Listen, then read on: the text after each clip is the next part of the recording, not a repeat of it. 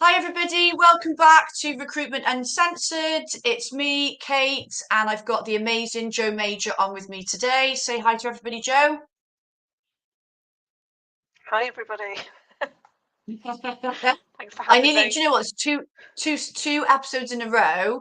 I've literally gone live with seconds to spare and nearly missed the time because we've been too busy chatting, haven't we, before we go, before the time runs out to go live. But anyone that's joined live today, I want to really encourage you, as usual, to use the comments, ask Joe questions, anything we don't get time to answer in the live today. Joe, I can tag Joe in the comments. We'll both be jumping on the event after. So please do get involved. And if we're talking about anything that you want to find more out about, definitely check it in the comments. I will be keeping an eye on it. But today we're talking about how DE&I conversations with clients can help you win new business. I'm really excited for this because I think everybody knows I'm just a little bit obsessed with business development. So this is really exciting for me. But I think this is a huge thing that's getting missed at the moment in not just business development, the whole recruitment process, but we're going to really hone in on the client side today. But before I ask you my first question, actually, what I thought would be good for you to highlight is why diversity and inclusion is the job of an agency recruiter to bring up in the first place and make prominent in these conversations. Because a lot of Mm. people, I think, will be thinking, well, why Yeah. do I need to do it? Yeah, I think people question what's it got to do with me because they don't think about the context of it. That we often, when we talk about ED&I, we think about that kind of like that much broader, deeper landscape. But in the context of a conversation with a recruiter sat in our industry, well, we're talking about inclusive, accessible, and equitable recruitment, which is a component part of an ED&I strategy, making our Yeah. organisations more diverse, more inclusive, more equitable, and representative. What's it got to do with our jobs as a recruiter? Absolutely everything. Okay.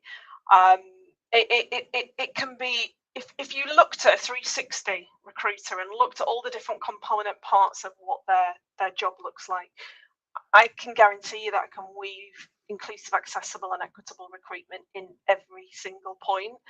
Um, Mm. the fundamentals of it are, when you've got an inclusive and accessible and equitable approach to hiring, the end result is the fact that you attract more representation, more diverse talent. When I say diverse talent, we're talking about, a whole range of different identity markers that make people diverse, right? We're not talking about tiny communities. We're talking roughly about 50% of the population. If our current processes are missing those people, then of course, we're going to struggle to attract them. So it's about attracting a diverse range of talent that might not be currently showing up in our talent pools for a whole range of reasons. It's about making sure we're expanding those talent pools beyond our little black books, right? And our Mm. databases and our networks, right? Because they are restrictive. We like to believe we live in that kind of comfort zone of we know everybody. We've got this, we kind of like roll out our little black book as this unique selling, product. But actually, it's really restrictive because we can't possibly know our entire market, and because our entire market doesn't necessarily hang out with us or want to know us, right? It's about helping our clients build more innovative, high-performing teams, right? Ultimately, that's our role as a recruiter, is to bring the best talent in front of our clients and help them build out high-performing teams. I think that Yeah. helps us to move away from a transactional mindset. It's about improving hiring outcomes for our clients, making sure they stay within the law, right? And laws are changing consistently. There's new laws on the horizon, lots of laws surrounding hiring and recruitment, okay? And it is our role to make sure our clients stay within those parameters. Building out art, we're supposed to be brand experts, recruitment marketeers, right? Okay, so our job is to build out our clients' brands, improving the candidate experience, which is, I think, correct me if I'm wrong, in my opinion, it's never been so terrible. So we are here to make sure that candidates have a good experience with us and they're not facing barriers and prejudice and discrimination and all that other nonsense. And at the end of the day, it's about differentiating ourselves because not everybody is on this, as you've said, Kate. Very few Yeah. people are actually using it as a business development tool. And those that are are having the results. They're winning the business, right? They're not losing contracts. They're not winning bids and pitches. They're not losing bids and pitches. They're getting, they're getting the green light on retained propositions. They're actually expanding their professional services portfolios, which, Yeah. I believe that that's the future of the industry. That's what will keep us alive, by developing this professional services approach to the whole talent space. Well, then that kind of does lead me nicely on to what I wanted to ask you first, right? Which is how DE&I can help win business and have that competitive edge, which you kind of touched on a little bit there. But I don't think people even associate, if that sentence together, that competitive edge, winning new business. I don't think people actually realise like how much it can help. Yeah, I mean, what do we do when we're in that business development sales conversation, right? We ask a stack of questions up front to identify the client's pain points, okay? And then we feed in solutions. And we know from the data that ED&I is becoming extremely important, in whatever survey you want to look at, right? Whether it's Glassdoor, whether it's one of the job boards, whether it's Gartner, whether it's McKinsey, they're all saying around the same level, between 70, 75, 80% of clients, of HR leaders, of business leaders say that ED&I is becoming, extremely important for the business, right? It's becoming a real fundamental client need. So, we're doing the diagnostics, we're listening to the client's pain points. Okay, now, if this is becoming a more prominent issue, what happens if we've got nothing to prescribe, right? If we haven't got anything to put in front of the client as the solution, okay? So, and a lot of the time, I think many recruiters are just not, that maybe it is that we're not creating space for our clients to talk to us about that stuff, right? There is an assumption sometimes from hiring managers and internal recruiters that the industry just hasn't got the capability right now. So, like, what's the point in even asking them to help them with our diversity efforts? If I was back on the tools and I was thinking about BD, my first question would be, what's your business doing around becoming more representative to clients and clients and communities that you serve and that you sat in? Talk me through what you're doing as a business to be more inclusive, right? I'm going to take all of that stuff to think about my talent attraction strategy and how I bring clients to this candidates to this job. So yeah, that whole piece around creating solutions, meeting client needs. What are we selling? We're selling talent pools, right? If we're using EDS talent pool strategy for building, we can give the demographics, we can give the demographic details, the data. We can talk to our clients about the work that we've done to make sure that our talent pools are truly representative. If we've been focusing on improving the the candidate experience and our brand and value proposition, we can talk with confidence around why we become an agency of choice. The confidence piece is huge, isn't it? You know what? It's a real missed opportunity to talk about how our candidates regard us in this business development conversation, because without candidates, what have we got? Right? And it's like so much goes into what we can do, as a business to support clients. But very rarely do we talk about, like, this is how our candidates feel about us, and this is the evidence. This is what our talent pools look like, and this is what we've done to make sure that you as a client have got access to as many people as possible. And that all goes back to inclusive, accessible, and equitable recruitment. And then you become that kind of, you've got more innovative things to talk about. I mean, the recruitment industry hasn't massively evolved, right? I know we've got more products and services than we did have 10 years ago, right? And technology is ramping that up significantly. But when I was recruiting, I hated business development. I couldn't bear cold calls. I was always thinking about, what can I create over here to have a different conversation with a client? And that is what, I was still relatively successful. Well, I was successful in as a recruiter, and yet I never did cold calls, and I hated business development. I was always thinking about, what's everybody not doing? Right, I'm going to just be talking about that to my clients. So I would be going out there. I'd be spotlighting this stuff because I know my competitors are not. Yeah. Makes sense? And I think as well, like the reality is with BD, that first time you ring said person, right? You will be lucky to have this big, long, in-depth chat. You're going to have Of course touch you will. points, that stepping stones that build that relationship. And I know for some consultants I work with, they're like, oh, I've got to ring again. Like, what can I talk about now? What can I say? Yes. Yeah. Well, hello, there's this whole other subject that you Yeah. can bring in that can create multiple conversations. So, and helps you win new business and Yeah. gives you that, makes you stand out. And I've seen the recruiters that I've trained do this. I've gotten to a point where, look, we're going to have a conversation with our clients around inclusive, accessible recruitment, ED&I, whatever you want to refer to it as. Do not worry, because they will not expect you to be the expert. If you say something along the lines of, this is really new to us, but we're getting tooled up because we know that it's coming and it's becoming more and more important to the clients that we work with. So this is something I've never spoken to you about before, but can we have a conversation around what your organisation is doing around ED&I? But you're going in there with the caveat that I'm not coming into this convo as the expert. I'm here to learn from you. And that breaks down some barriers on both sides, because the client's probably, the hiring manager or the recruiter's also thinking, well, I'm not an expert. I just know we're doing stuff. So And saying that, and talk about how we can help. So they know that we're here to, we want to help and support with it. Yeah. It's not, we want to know what you do so we can, and I'm not saying anyone would do this, but sometimes people might think, oh, they're going to criticize how rubbish we are with it. No, we're just here, we're here to help. We want to support you. Yeah. Because as soon as a client says diversity is important to us, or we have an ED&I strategy, I don't know much about it. A fundamental part of that ED&I strategy, that broader, more complex stuff, will be ultimately bringing new people into the business that don't currently exist. So, at some point, we are going to be brought in to that conversation, or we should be demonstrating really, really early on that we've got the capability, or we're at least growing the capability. And again, it's all about not being scared about this. You don't need to know everything there is to know about anti-racism, as an example. But as long as you can talk with confidence about, for example, controlling bias in the interview process, right?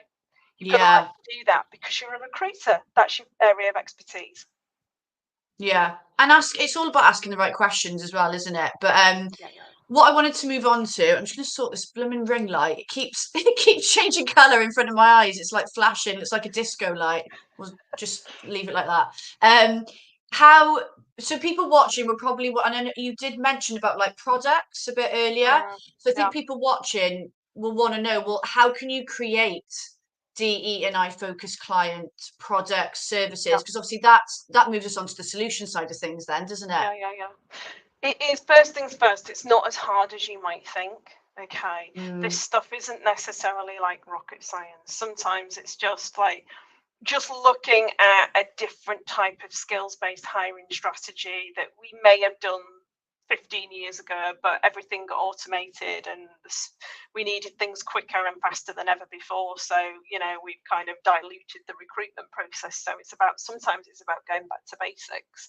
Other times it's a little bit more complex. And this is where, when you are looking at building out kind of your toolkit or a new suite of products and services for your clients, you're going to need to know your stuff, right? And you're going to need to, invest in that whole learning and development experience, yourself. And I'm not just doing this for a shameless plug, although, naturally this is what I do, right?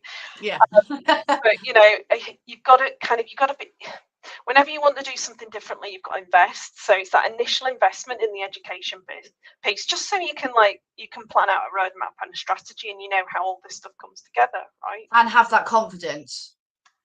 One of the most important things, actually, and that's where I see that, where the difference that I make when I work with clients, it's most of it, like I said, it's not rocket science. A lot of it is just working with me to build their confidence so they're equipped, from mentally to navigate this kind of stuff. So you can go light with it, you can go big with it, but it's ultimately looking at what's going on almost like doing, your pestle analysis. What's going on outside of, our little world of our agency? Okay. What's the kind of like the big thing? What is the, that could be legislation, or that could be monitoring. We've seen a lot of this stuff start in public sector. A lot of public sector recruitment businesses are already all over this because they've had to be. Tenders have had DE&I capabilities embedded in them for several years. So we've seen quite cool stuff going on from public sector. But we're looking at, we're starting to see things come through from financial professional services. Anything that's regulated, I think we're going to start seeing movement in terms of what agencies are expected to do. So a product could be your ability to provide DE&I metrics and reporting on your candidates' identity markers. This is becoming more and more prominent, so much so that you've got the likes of the Access Group purchasing diversely. You've got incredible businesses like Mixel coming onto the scene that are providing these plugins for platforms like Bullhorn to be able to bring up these brilliant historical reports on diversity demographics, people's identity markers, and how they've experienced the recruitment process, and really be able to crunch that data. I think we are going to see a real move from clients where, if you cannot track the diversity and demographic data of your candidates and produce management information reports, you're probably not going to be you're not going to secure that MSP, that RPO, that retained proposition. We are going to start to see this stuff being pushed upon, suppliers to PSLs. So, and the good news is, you don't have to create this stuff yourself. There's brilliant people out there that can help with it. So a typical a product would be, we have the capability to provide you with the diversity data of everybody responding to our job advert, applying for the role, getting to first interview, second interview, being offered the position. We can also give you the demographic data of everybody that took themselves out of process, and we can also spot any hiring manager bias and preference at any stage throughout the recruitment process. Brilliant. Yeah. There we go. I think we can also look at things like introducing the client to inclusive recruitment practices that control and mitigate bias. We've got to remember that all of our clients are investing in training. So the recruitment businesses who are taking a really smart approach to this are looking at training services and training options for clients. Looking at what they can do to skill up hiring managers in bias mitigation and skills-based hiring strategy. There's all kinds of stuff you can do, extensive guidance toolkits, whether it be resource hubs. I've seen multiple clients developing resource hubs with stuff on like job description creation, skills-based interviewing, interviewing best practice, scoring cards. That's a really useful one, I think, for clients. And that stuff should be relatively easy for us to get our heads around as recruitment talent experts. Okay, it's just looking at, for anybody who's really skilled in the art of retained propositions, some of the stuff that I mentioned will be like, we do that anyway, and I'm like, yeah, exactly, that's what fair recruitment looks like. Things like workshopping, going out and workshopping with a client to really uncover what their culture fit and value alignment piece really is, in comparison to this focus that they tend to have on social fit, which not only costs us a fortune, but it also reduces their access to talent, and they're missing loads of opportunities. As I mentioned, retained propositions, accessibility audits. Honestly, the list goes on. This is the really exciting stuff about ED&I. It really helps us to tool ourselves up, and also commercially mitigates dropout rates, improves ratios, and ultimately gets us closer to our placements. Why would you not want a piece of that? I know. Yeah, it's kind of a bit of a no-brainer when you think about it. We've had We've had Yeah. a really good question come in from Francis, which I wanted to bring up and just not miss before we go on to the next question. So we'll probably have to we might have to cover it off in more detail over on the event after, but I wanted to bring it up and kind of not miss it. So how can we effectively communicate the benefits of DE&I to directors who may be skeptical or resistant to change? And I think that's a problem for us sometimes, isn't it? Especially as recruiters work with lots of SMEs. Should you be prepared to walk away? I think that's a really good It's a really question. good question. I'm assuming this is directors of our clients. Would you read it that way? Okay. Sorry, say that again. Directed to about clients. To directors that sit within our clients, yeah. Yeah, that's how I read it. Yeah. Yeah. Should we prepare to walk away? Look, I think we need to appreciate that everybody's on a different part of their journey. I think that, like, it depends what our ethics are as a business. If we say as an organisation our red line is we don't tolerate, or we reserve the right to call out bias, we don't tolerate prejudice, and and a client's got an issue with that. I mean, aligning with our values, that would be, for me, that would be a walk away point. I think this is, if a client asks us for diverse shortlists as an example, and the client is not able to demonstrate the work that it's doing around inclusion and equity within the organisation, then I think a conversation would need to be had around, like, whether or not this is just a business as usual hire, or whether we go into this whole inclusive, accessible and equitable recruitment process. Yeah. Because we know that if the fundamentals aren't being done by the clients, for me, it always feels a little bit like a waste of time on my resources, but also tick box exercise, and we need to protect candidates. I think look, there's so much information out there around the benefits of diversity, equity, and inclusion. Okay, we can produce report after report that regurgitates the same information. I think I think it's all about really understanding the reason why people don't want to change.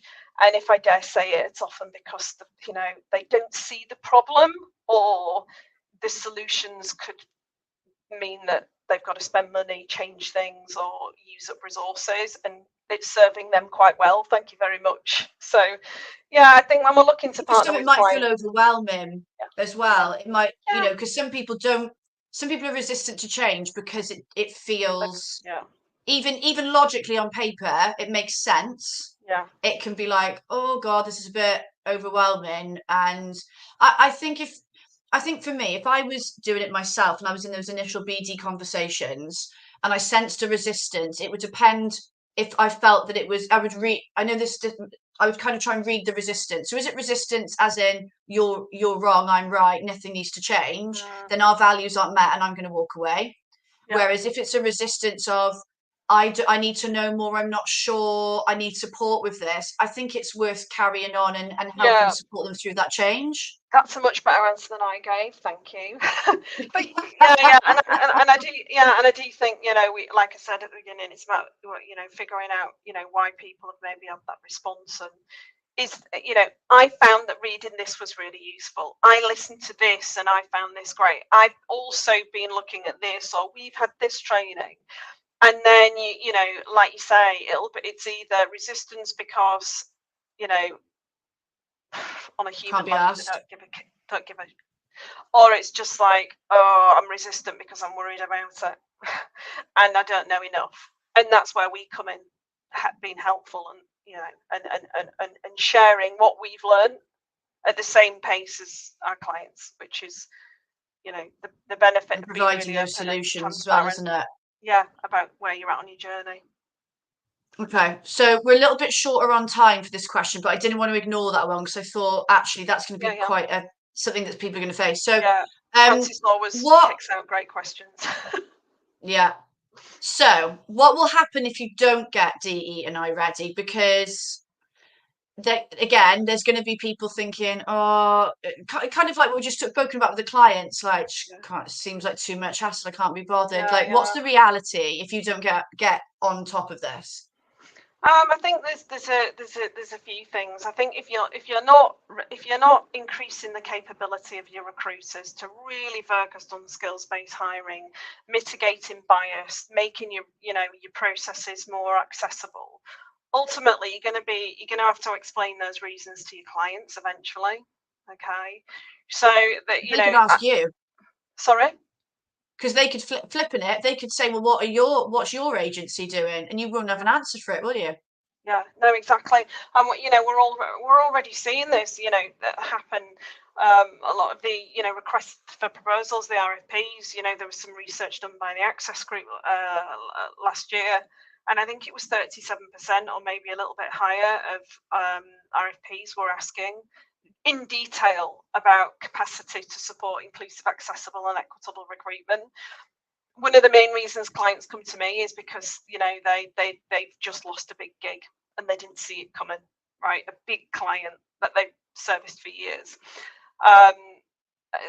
So I think that if you don't get ready for it, we've constantly got to evolve what we do because Yeah. the world is changing around us. Recruitment and hiring has been, in my opinion, very, very steady and very similar for a long time. Right? Yeah, we've had the introduction of ATSs, we've had different technologies coming in recent times, but I think the rate of technology over the last 18 months is something that we've never experienced. And if we think we're just going to go back to business as this is just a dip, it's just a blip, when we going up, we're going up. I think, yeah, we will go up, but we're going to be going up in a very, very different way. And I think there is tech companies producing some incredible technology that mitigate things like bias and make things more accessible and inclusive. That tech is far cheaper than a recruitment agency, right? And I think, for some levels of recruitment, if we can't show our capability, then these recruitment tech businesses are going to be all over our clients, selling their product as the solution to minimize recruitment agency bias. That's in my opinion. I think with the rate and advancement of technology as recruiters, that kind of business as usual stuff, in my opinion, is not going to be around forever. And so the professional services side of it is going to be more and more important. We're already seeing, thank goodness, the saviours, or they like to brand themselves the saviours, who have never been in our industry before, thinking they can come up with new solutions. Oh, don't. Right. Honestly, we could do a whole show on this. However, very, very good point there around the marketing side. I feel that we've never taken our role as recruitment marketeers properly. We've never taken it seriously enough, apart from in search and retained search, and our ability to be able to produce things like employee value propositions and help our clients build out their brand and video content, social media campaigns. I think that will fall on our shoulders, and this has got this stuff baked into it at all levels. I just think, like, if we want to stay current, if we want to continue to be that solution to our clients' pain points, we can't ignore it. And again, ultimately, we've got to think about, like, being commercially successful. Who doesn't want to expand talent pools? Who doesn't want to improve ratios? Who doesn't want to make more placements? Who doesn't want to get rid of the constant flow of losing fees because our candidates are not the right fit, right? Cost the industry. And who doesn't want to win new business? Who doesn't want to win new business, right? If the answer to no is no to any of those questions, you might as well just change jobs, basically, because you're in the wrong line of work. I'm going to come back to you for a top tip in a sec, but I just want to give a roundup of the next show. I've forgotten to write down the date of the next show. It's in 2 weeks' time. 2 weeks today at 12:30. You do that every time. I know. It's because I'm too busy bloody talking to the guests in the prep time. I don't do it. But 2 weeks' time, 12:30 on a Wednesday. I'll post the event as normal. I've got Alex Williams on with me, who is talent and people manager. I'm going to try and pronounce this right now, at Macro Cosmos. I think I've pronounced it right. I'm excited for this chat. So we're going to have a mental health chat. Alex is going to bring his own. He does a lot of mental health charity work, but he's going to bring his own experiences of being in recruitment and dealing with mental health. And I think it's a really important issue in our industry for men and women, but I think it's really important for Alex to share his own personal experiences and how much he's done for, I believe the charity he's involved in is about mental health with men in particular. I think it's a very important subject, so I'm really excited to have him on. So that's in 2 weeks' time. But I'm going to come back to you. We've got about a minute left. Where am I? Top tip. So bring exclusive recruitment into your entire BD strategy. We were talking a little bit about this before we went live, didn't we? Yeah, we were. Yeah, don't have it as just something that you know the back page of a sales document, PDF, video, whatever you're using to, you know, as your assets, your marketing assets. You know, don't wait for clients to come to you to ask you to demonstrate this stuff. Make sure that you've got your approach to inclusive, accessible, and equitable recruitment throughout your entire methodology that you showcase to your clients. We should be starting the conversation. This is what we know you need, okay? And also, I found that recruiters, when it comes to business development, unless you make this something that they talk about all the time, okay, they will pop it on the shelf over here and might not necessarily use it as a tool. So the more that we can get our recruiters talking about it, because it's part of our business development strategy, it's in our sales training, okay, really important. It's not just our ED&I training, it's in our recruiter sales training. All training. It's across absolutely everything, right? We're not talking about, like I said, we're not talking about rocket science. We're talking about really, really high quality recruitment and recruitment marketing, and it just should be second nature, in my opinion. Yeah, no, I'm totally with you on that one. I think it's like everything we do, like all the, not just BD, like all the processes needs to be brought in. We have run out of time. I've seen there's a couple of comments that have come in that we didn't have time to cover, so I will jump on and make sure I tag Jo so she sees them and we can get those covered off. Thank you everybody for joining today that watched live. Anyone that's watched, or even if you're streaming this afterwards, you can watch it on YouTube, by the way. This will be on there forever to watch back. Link in with Jo. Would LinkedIn be the best place to kind of connect with you, would you say, Jo? Absolutely, yeah. Connect with Jo on LinkedIn. You know, start having conversations about this. If you're watching this and thinking we need to bring this into our strategy, but how do we do it? We need to build our confidence, knowledge, anything, reach out to Jo, get a chat booked in and get on top of it. Because as we've spoken about today, if you don't get DE&I ready, you are going to fall behind the curve. And that's going to affect not just your ability to win clients, but place candidates, everything, the growth of your business. So yeah, connect with Jo. She's on the event. LinkedIn is your best bet. But yeah, thank you so much for coming on with me today, Jo, again as a guest. I've learned a lot, so I'm sure everybody watching has. And look, join me again in a couple of weeks, but go back and watch this session. It's going to be on YouTube if you want to reflect and learn more on what we've spoken about today. But thank you very much, everybody, and I will see you all in a couple of weeks. Take care, and I will see you soon.